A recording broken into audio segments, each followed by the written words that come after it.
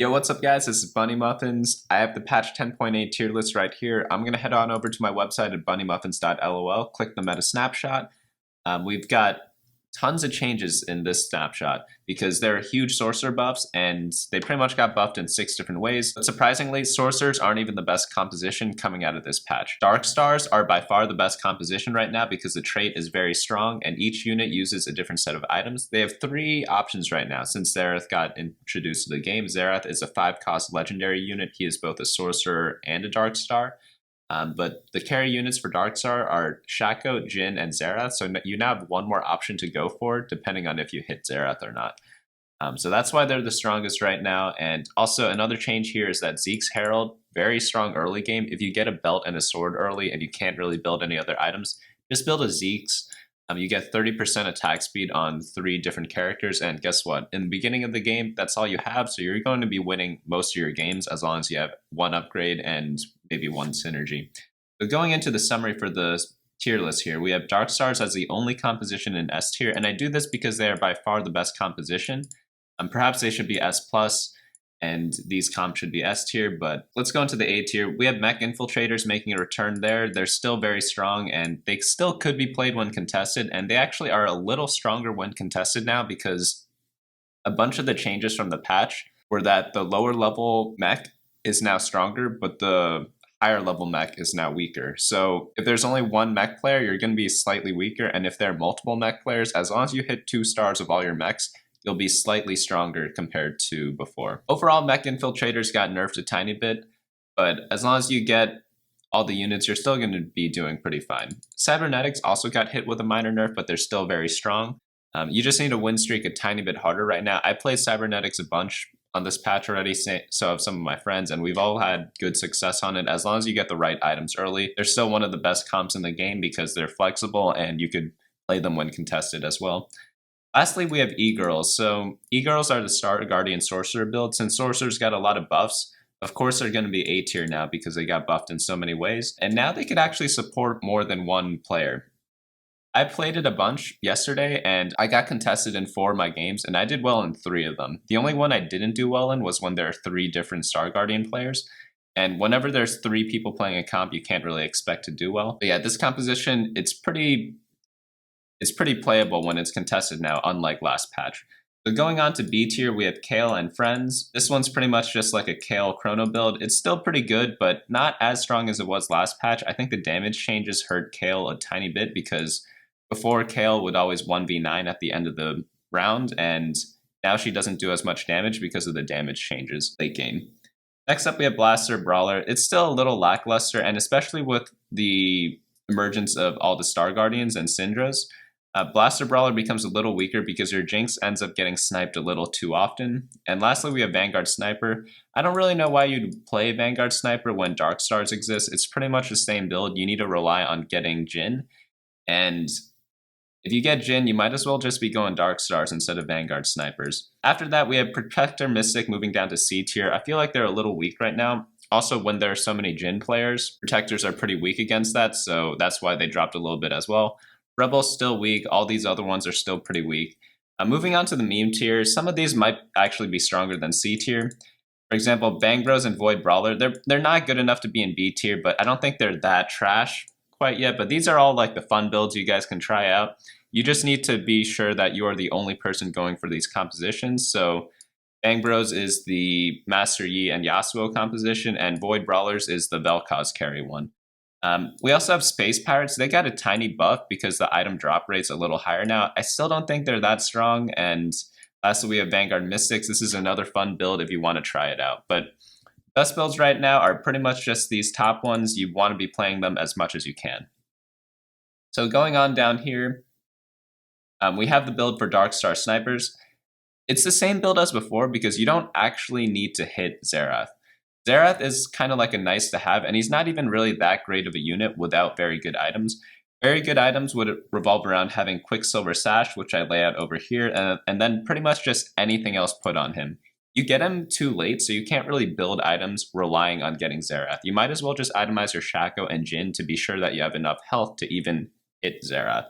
But I have all the item priorities here. Jhin likes Infinity Edge and Runons the most, plus a defensive item. Shaco likes pretty much any sword item. GA, Bloodthirster, Infinity Edge, they're all very good. And lastly with Xerath, Quicksilver, and then literally any other 2 items. Moving on down to the A tier, we have Mech Pilot Infiltrators. So they're pretty much like, they're always going to be good. You could always pretty much force them and compete with other people to play them, just because if you hit 2 stars of everything, you're still going to do pretty decently. It's just, you have to know when to go for the 3 stars and when to give up on it when you are contested. That's pretty much the puzzle of the composition. So moving on, again, I already told you guys Cybernetics. I updated the build a little bit here to include all the little like kind of cool items you could fit on Fiora, Vi, and Leona here. So the ones I like a lot are ZZ-Rot Portal, Redemption, and Zephyr. I think Zephyr's the best item here in the late game, and Redemption's the best early game item. But if you get a ZZ-Rot, I wouldn't mind just putting that on either Fiora or Leona early either, because you don't really need bows or belts when you play Cybernetics. Lastly, I've been experimenting with Thieves' Gloves on Aurelia, and it's actually pretty good. If you're able to put Thieves' Gloves on Aurelia, you're allowed to get items on all your other Cybernetics much earlier, which makes you power spike faster. And lastly, you could focus on building items for Misfortune, because she's going to be the main win condition in the super late game along with Thresh. You could just start collecting tiers for Misfortune, collecting ability power for Misfortune, just so that she really pops off towards the end. Moving on to the next composition, we have the Star Guardian build. I removed the Vel'Koz from this composition because I feel like there's so many different options to go now if you do get the Star Guardian spatula. This includes going on Lux, Vel'Koz, and now Xerath as well. So there's so many different options. Also, like, you don't really need to get to level 8 or 9 to get to like 6 Sorcerer, because at level 8, I actually like putting in second Soraka level 2 more than anything else. I don't even bother with Mystic. I just play 2 Sorakas because her heal is so big, and she pretty much always casts because of the Star Guardian buff giving her mana. So I really like that. Again, you always want Guardian Angel and Quicksilver on Nico. Those are going to be your best items. You need Quicksilver because then you can't get Zephyr. Zephyr pretty much disables your unit at the start of the game, and Guardian Angel gives her a second life. When you only run 1 main tank, you really want these 2 items on her. Lastly, Syndra. The standard build is Seraph's Hat and Trap Claw. Those are generally considered the best items, though if you go for like double Seraph, no one's going to fault you for that because you're going to be getting a lot of mana for your team. Lastly, for Chalice, I like putting it on Ahri. Chalice got buffed as well, and it's probably one of the best Star Guardian items because it gives so much mana to your entire team, but just put that on Ahri or whoever you have 3-starred. So moving on from there, we have the B tier, Kayle and Friends. This is the most popular build, which I updated for this meta snapshot. You really only care about Kayle items. Everything else, it's like more of a nice to have, you know? So you just need 3 Kayle items. The best one by far, which I list out here, is Guardian Angel. And then after that, you want like a Rage Blade, Rapid Fire Cannon, Handed Justice, Trap Claw, Morello, or Hat. All of these are really good. I think the best one is Rage Blade, followed by Rapid Fire Cannon. And then after that, Handed Justice, really good because it gives her mana, and because she attacks so quickly, the on-hit effects are going to be pretty good for you as well. And also, Kayle is probably S tier on Lilac Nebula if you get her from the Carousel. Lilac Nebula is the 4-cost Carousel, so if you grab Kayle right off the start, she can pretty much use any item that starts on her, so you could just start from there and pretty much win streak for the whole game. Next up, we have Blaster Brawler. Nothing much has really changed with this build. Jinx got a small buff, but it's nothing to really change the dynamic of the build.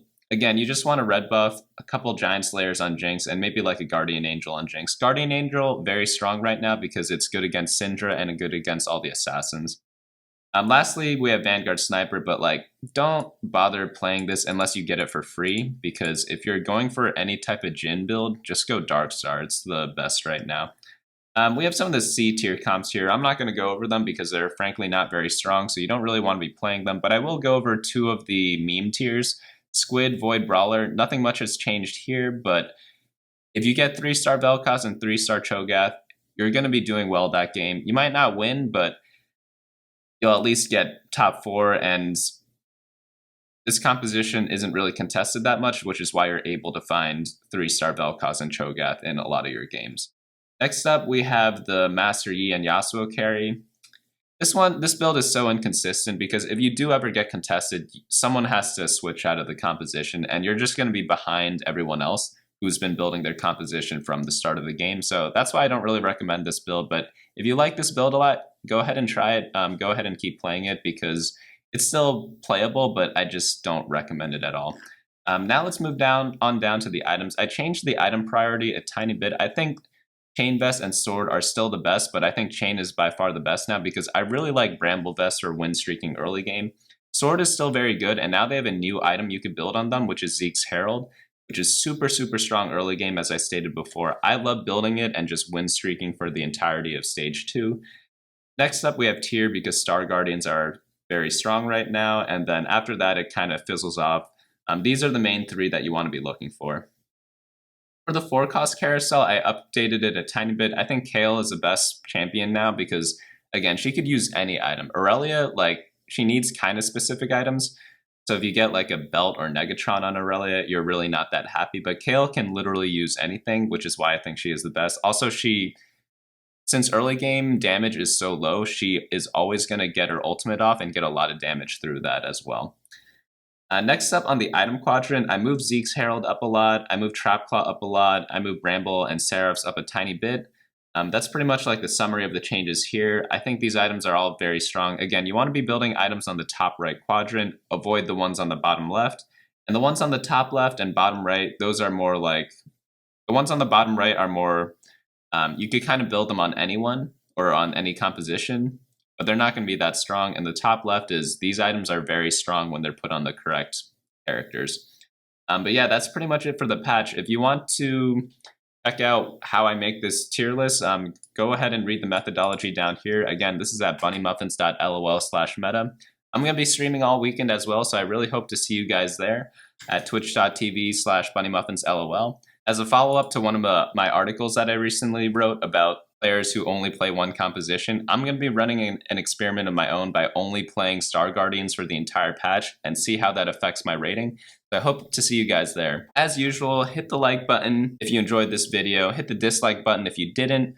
Feel free to share this video with some of your other friends who are also playing Teamfight Tactics who aren't quite sure what to build. And I'll see you guys next time. Hey guys, thanks so much for watching. Don't forget to share and subscribe. And of course, smash that like button. Each like is an LP I gain before the next video.